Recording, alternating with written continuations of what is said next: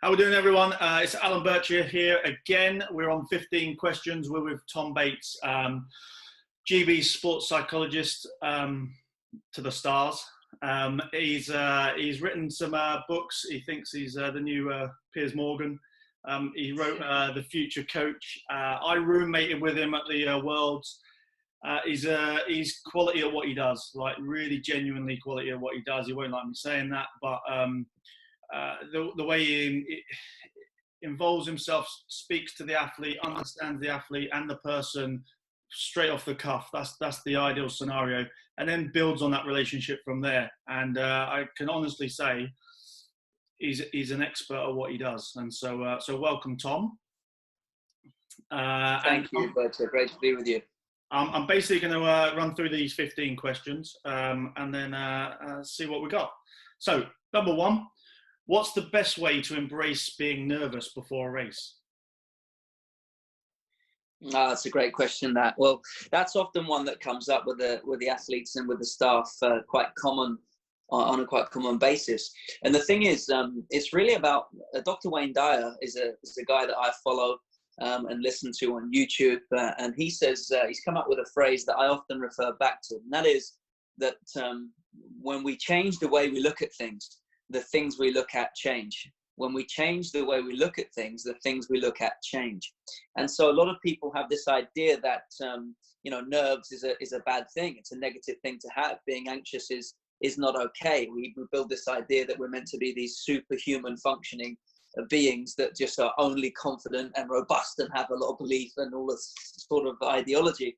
But of course, when we really speak to any of the athletes, the ones that are honest anyway, they say, no, I do get nervous. And the thing is, nerves can be a very good thing.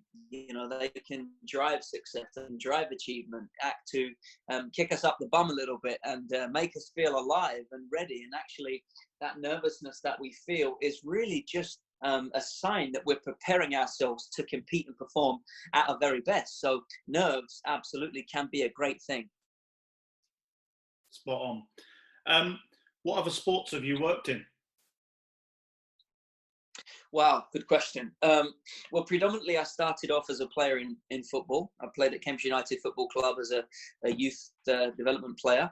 So was in some professional, didn't quite make it to the senior level. So I guess professional football is my background. I've been involved as a coach, as a UEFA licensed coach and performance psychologist in football, both in academy and at senior level now for the last 16, 17 years of my career. But along the way, I've worked in different Olympic sports with team GB basketball, and of course now swimming, some golf, some fencer, would you believe, a little bit in rugby, and even Thai boxing and martial arts. So quite a range and diverse range of context to work in. But that's the great thing about my job, Alan, because the principles of success, getting the best from yourself, how to be focused and motivated and positive and confident and unleash your full potential, those principles exist across platforms in different contexts. And although the context changes, although the sport changes, the principles really remain the same,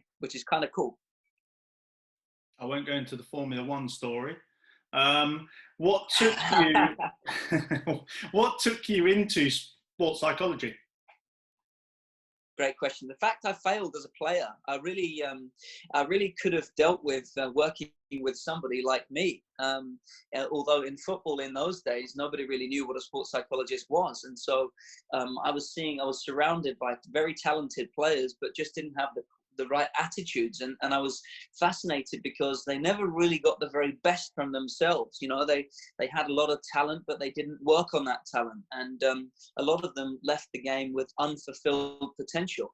And then I had myself, of course, who really wasn't, just being honest with you, naturally talented at all, and had to work extremely hard. So I had a very strong attitude to to work and practice and training and trying to get the best from myself. But I got quite nervous. I wasn't able to really manage my emotions as a player. So I guess you could say that I was really inquisitive to study more about whatever this was going on. And of course, it was beyond the technical, tactical, physical realms of training and performance. It was much more about how to get the best from yourself from a mental, emotional, personal perspective. So a very personal thing for me, but I was curious. I studied sports psychology and coaching down in Bournemouth University, which is my undergraduate. And then I would say started to learn techniques and tools to be able to help other people or other athletes, other players that were like me then, and then see the difference having to have some kind of an intervention. And that's, I couldn't think of a greater joy, to be able to see someone fulfill their potential beyond that, which the point which they thought that they could. And I know we share that, you as a coach as well. Yeah, great answer. Someone's done their research. It says, what are the 9 principles of sports psychology? Well, I'm not going to give away all 9 because I know that there's a book out there called The Future Coach. Don't buy it. I know the author.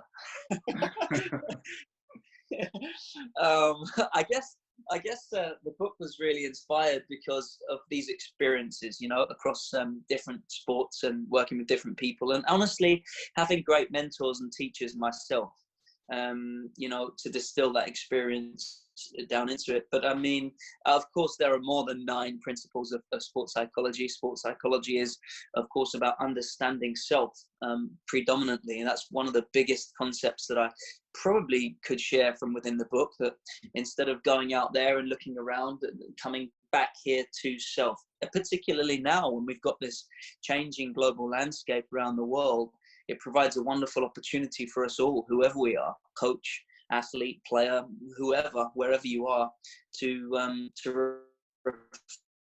spend time reflecting and thinking back on and reflecting back on self and coming back to self and asking some of those important questions, to gain self-awareness. How do I get the best from myself?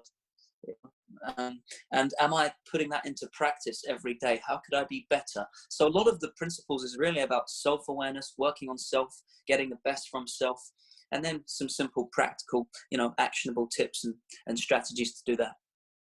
Nice. What's the biggest change you've seen in psychology in the years that you've been involved with it? It's a really great question, mate, that. And I think the headline would be that psychology was something in the past to be seen as very clinical. If you had to go and see a psychologist, that means you were weak or you had a problem. And if you were to go and see the psychologist, then there must be something wrong with you at some sort of level.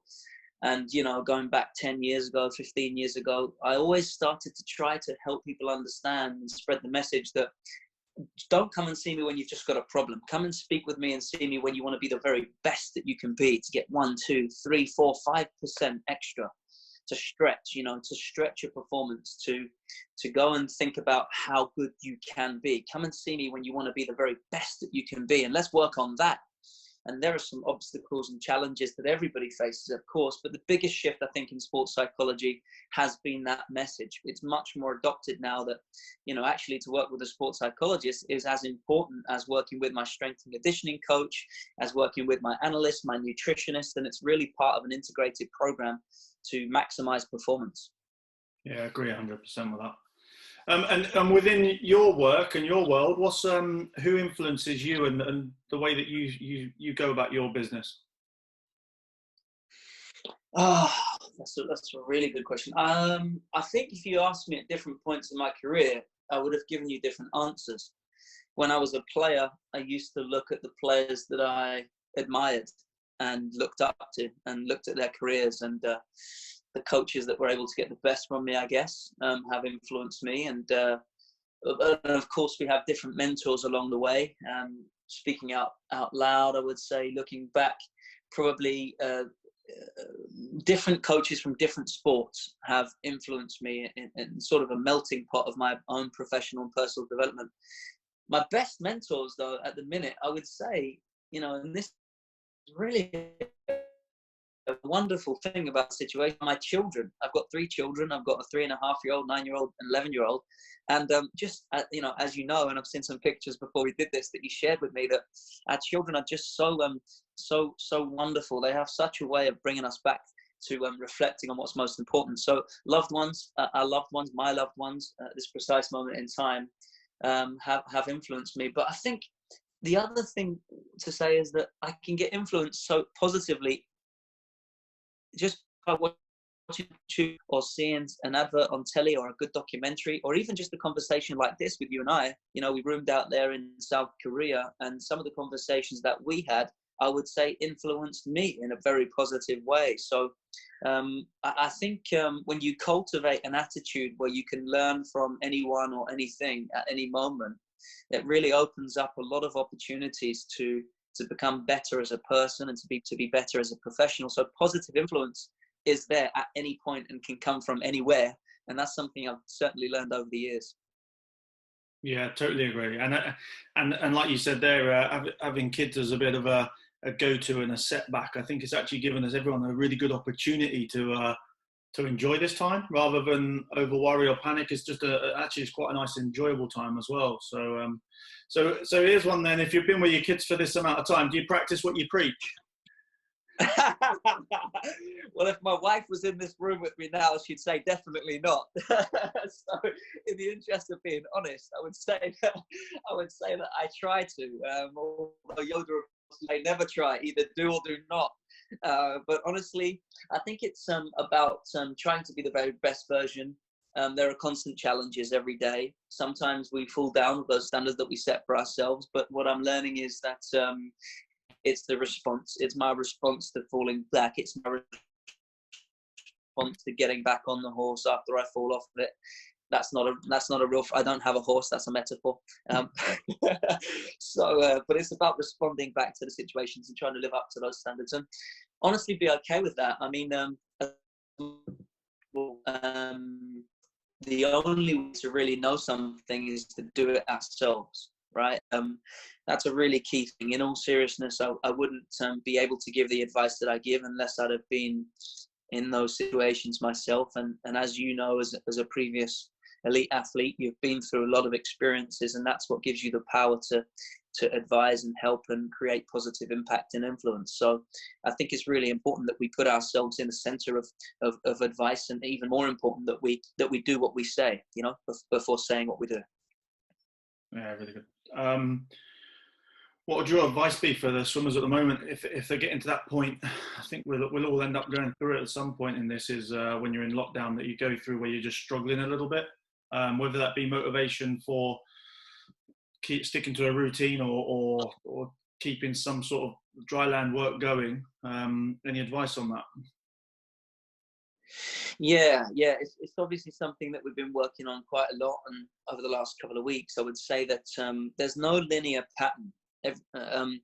Sometimes we can get caught up in thinking that I'm going to hit my routine and I'm going to be on a linear path all the way to the top, and I'm going to improve every single day, and then by the time I get back in the pool, I'll be great, I'll be switched on, I'll be ready.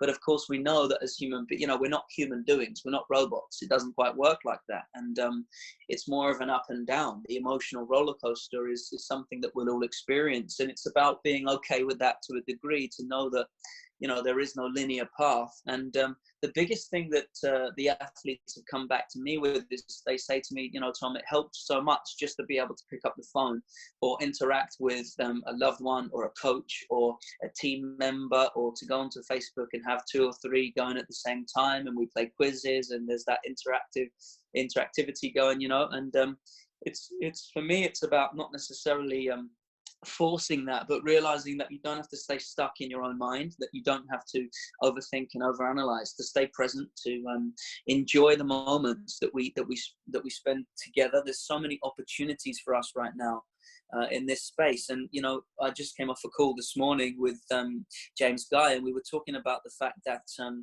never before has he had this time to share with his loved ones in this extended period uninterrupted.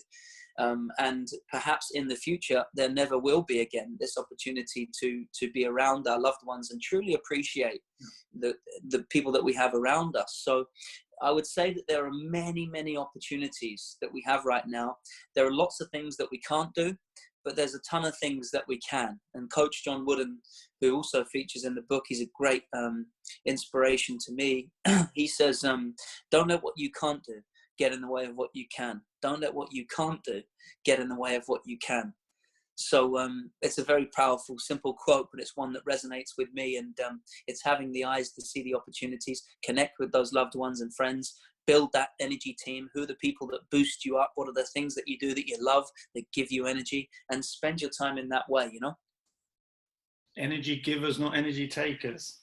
Do you advise setting goals for athletes on a daily, weekly, monthly, yearly basis? I know that if I go back to what I used to do, I used to set a yearly goal, and I was more of a senior athlete, so I understood that in 12 months' time I need to do X. But when we're in the world that we're in now, when you can order something on Amazon and it's here tomorrow, are we better leaning towards the daily goals and the weekly goals than we are the 12-month goals? Yeah, it's a great question. I mean, in terms of performance, of course, it helps to have goals. If we don't have our goals and targets, then they often help us to form the roadmap, don't they? The process of the training, the periodization cycles, the training plans that we follow.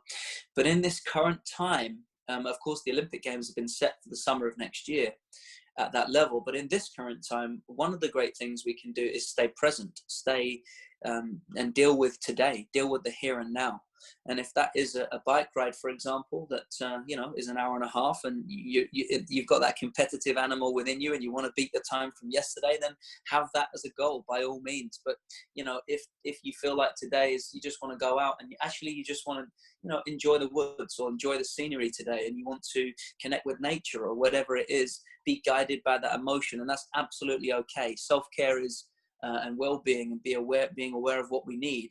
We often know the answers, right? Intuitively inside each and every one of us, we have this inner voice that tells us what we need. So it's important to respond to that voice. And I guess, mate, that we all need a goal, for sure. Absolutely, without a doubt.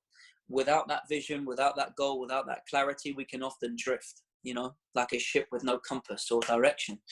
But in these particular times, I would say that it's important that we respond to what we feel we need to do for us at this moment, as opposed to get caught up in that dogmatic routine, because we're dealing with challenges from lots of different angles. And when I speak with the swimmers, some of them say that routine and setting goals is very much a part of their motivation. It drives them every single day.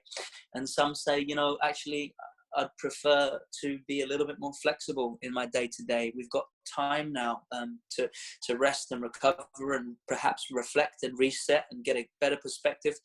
So that's why it comes back to self-awareness again, Alan, to be aware of what we need, to respond to those needs, and connect with the people that can help us fulfill those needs, because we're not alone. There's a lot of people around, and I know that you as a coach are constantly, as part of this series that you're doing, it's a privilege to be with you, and you're constantly providing that support to your guys, and I'm a fan of that. So thanks for having me on. Well, no one else was free today, so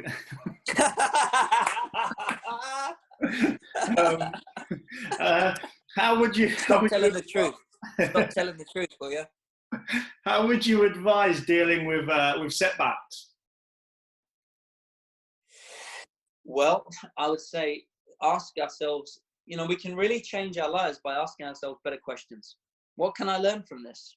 What is the opportunity for me in this situation, having been through this circumstance? How can I be better from experiencing this in my life? Often we feel that we can be defined by the setback, by the failure, by the outcome, by the result. But of course, when you study the biographical histories of some of the most successful people in sport, business, art, music, life, whatever, you tend to find this common denominator throughout their biographical history of a series of different setbacks and failures along the way. And without those failures, in quote, failures, then they would never have been able to learn the critical lessons about themselves to push them on to achieve their highest of achievements. So again, as Dr. Wayne Dyer said, when we change the way we look at things, the things we look at change. setbacks can be actually one of our greatest teachers if we have the eyes to see the opportunity in the setback, and to know that the setback doesn't define us, but our response, how we choose to respond to the setback, is the thing that shapes our future. I think we've either got a football fan or an American football fan or something here. Is there such a thing as home field advantage? Great question. There can be if you think that it is, and there won't be if you think that it isn't. Some people believe that, there's Henry Ford says, whether you think you can or you think you can't, you'll be right. Whether you think you can or you think you can't, you'll be right. But I know that this is a real thing in the dressing room for some of the boys in the teams that I've worked with. They believe that they've got a better advantage at home because the fans are on our side, and for whatever reason we'll be able to play a better possession game and whatever it is. But of course, when you think about it, that's only true if you believe in it. It's a little bit like the placebo effect. But certainly when you look at it, I mean, when teams have got their best results away from home that I've worked with, it's because they've seen it as the field is the same size, the goals are the same size, it's the same ball that we're playing with. There's still 11 of them and 11 of us, and we can win anywhere. It's the same situation. So I have to say that is my answer, is that if you believe that it will, then it will. It's likely to. But if you don't believe that it will, then it's not likely to. So it's whether you think you can or can't, you'll be right. It's a bit of a placebo effect, that one, Alan. Yeah. As you know, you've been there, you've seen the place. Ellesmere is an independent school with boarding facilities. Do you have advice for those guys who predominantly are, whether it's coming through this or whether it's they're in a normal program, they're coming into the college? Any advice for them switching environments from the home environment to the boarding environment? Yeah, I was actually speaking with one of my Premier League athletes who plays for Aston Villa. His name's Connor. He was talking to me recently, and he did a podcast with the Football League about coming from Ireland when he was just a teenager over to England, and having to adapt and adjust to time as a scholar. And he left all of his family behind. He was away from home. Of course, many different ways of doing things, and had to make that adjustment. He says that he remembers crying because he didn't want to leave. He wasn't sure whether he wanted to leave his family behind. And he says now, in the position that he's in as a Premier League athlete, now looking back to that decision, it was the best decision that he made in his life, and he was so glad that he made it. And leaving his family and loved ones and all of the home comforts and usual activities and routines behind was very difficult, but at some stage we have to make the jump if we want to grow. It's this idea of our lives begin at the end of our comfort zones. If we're able to live outside of that comfort zone and continuously stretch ourselves in every aspect of who we are and what we do, then eventually that growth, that ultimate potential that we have is going to be fulfilled. So my advice would be that on the tough days, on the days that you're struggling, or perhaps it's an extra challenge, more of a challenge than usual, you're missing home, you're missing the normality, or you're finding it difficult to adjust to the new circumstances, again, I would say, how is this decision that you've made? And it's a fantastic decision to be surrounded in this environment with the coaches and the facilities and the environment that they're in. That is going to inevitably help you to fulfill that ultimate potential that you have. And the decision that you've made, the decision that you've taken to be there, is one of the best decisions that you could have made in your life. Because when you look back, it's often only when we look back that we can appreciate the power of that positive decision and that impact that it can have on our lives. So instead of thinking about what you're missing out on, which in reality is not that much, but it can sometimes feel like a lot. Instead of thinking about what you're missing out on, think about all the things that you are gaining. And if it helps, write a list, write it down, put it up on your wall, put it into the journal, put it on your phone, type it out, speak to friends about it, all the things, because I guarantee that anyone who's made that decision is gaining a lot more than they're missing out on. Yeah, 100% like that. Final two. So at a competition, when should I start getting really focused before the race? As I sometimes do get a bit nervous too early. Yeah. Well, as I sometimes get a bit nervous too early, I would say that's a good opportunity to be self-aware. So if you know that about yourself, then of course when you start to get focused should be later on, most definitely, because there's the tendency to overthink, overcomplicate, overanalyze. You know, in psychology, it's called paralysis through analysis. We analyze something so much that we end up paralyzing ourselves before the actual competition takes place. And because we've swam the race so many times in our head already, that we've just caught ourselves up, we're tangled, we feel nervous, and we choke. In psychology, it's called choking. So I would say in those moments, reflect back on all of the work that you've done up to this point, and reflect back on the training, reflect back on the process, and find comfort in knowing that you've been in training, you've won in training every single day up to this point. And the race is just like any other normal race. You know, it's just part of the process. It doesn't define you. It certainly won't define your future. It's an opportunity to see how much you're developing at this moment in time. So in terms of focus and starting to think about the race, I've worked with a Thai boxer, for example, that one of the reasons why he failed in his performances so many times is because he went to the arena way too early. And he was in the dressing room way too early. He was around, he saw all the fights before his fight. He was like absorbing all of the energy from the crowd, and it just didn't help him. He got more anxious. So his last fight that we had, I took him out of the arena and we went down the road to a restaurant and had a cup of tea and spoke about anything other than the fight that was coming up, you know. And we re-entered the arena. It must have been about 45 minutes, 50 minutes before his fight. He warmed up, he got physically ready, and he went straight into it. And, you know, he won on points. It was a great success. And he said that one of the things that he'll always remember is finding that timeline of when was right for him to switch on again and get focused and prepared. But it's going to be different for different people. So it's I wish I could give a prescriptive answer, but maybe that helps. Yeah, I like that. You can't, in a way, you've kind of answered that the next question. The next question was, why do athletes choke under pressure? I mean, going back a bit old for some of this, but like I guess the golfing one would be your Greg Norman being 8 shots clear with 5 to play or something, whatever it was in the Open, and then just falling apart. And we're looking at a guy who's won majors before. He's a world-class athlete. Is there any reason why that happens, or is it just a spiral effect?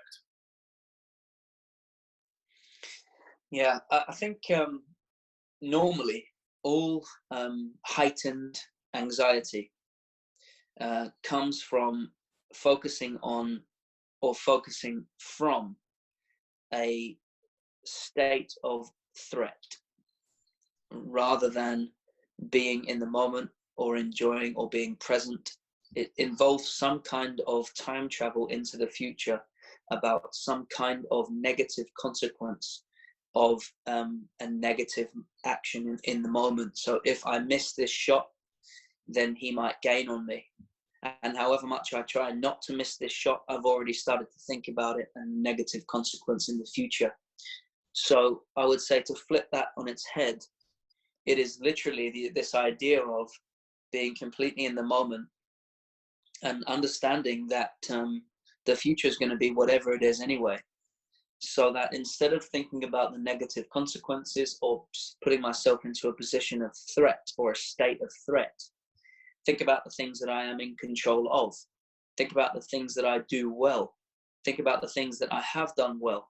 Think about the success that I've had up to this point. Think about what makes me a good athlete.